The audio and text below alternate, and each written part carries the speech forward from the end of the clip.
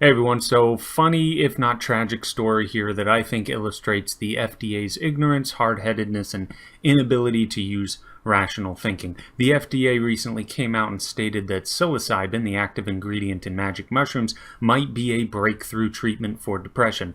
I think this is hilarious because this is something that your average college student that tried magic mushrooms that one time 15 years ago probably could have told you. I cannot begin to tell you the amount of people who I have known very personally who have had some mental health issue, be it anxiety, panic attacks, depression, and in some cases actually headaches and migraines, who then used psilocybin only once and had their issues completely disappear, sometimes even for up to a year.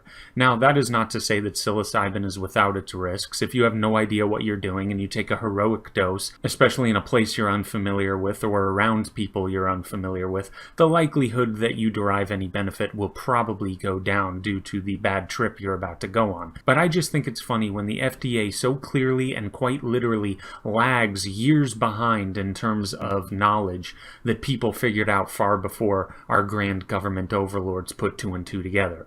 Hey, someone took this drug and had some mental ailments disappear. Should we maybe consider not having it be a Schedule 1 substance, which means it has no medicinal value whatsoever?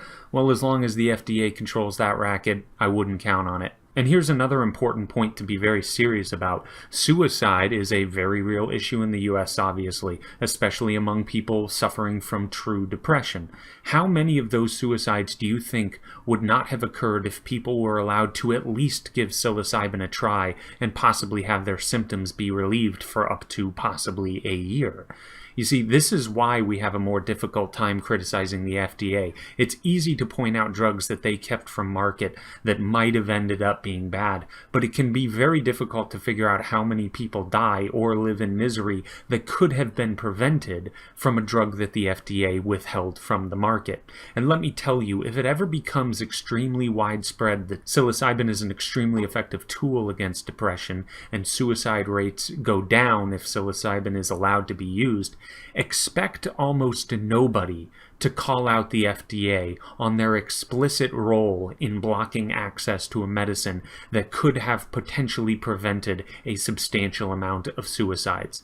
That blood would absolutely be on the hands of the FDA, and no one in the mainstream media and not one politician will bring that up, I bet. But that's it for now. Like and subscribe to legalize it, dude, and thank you.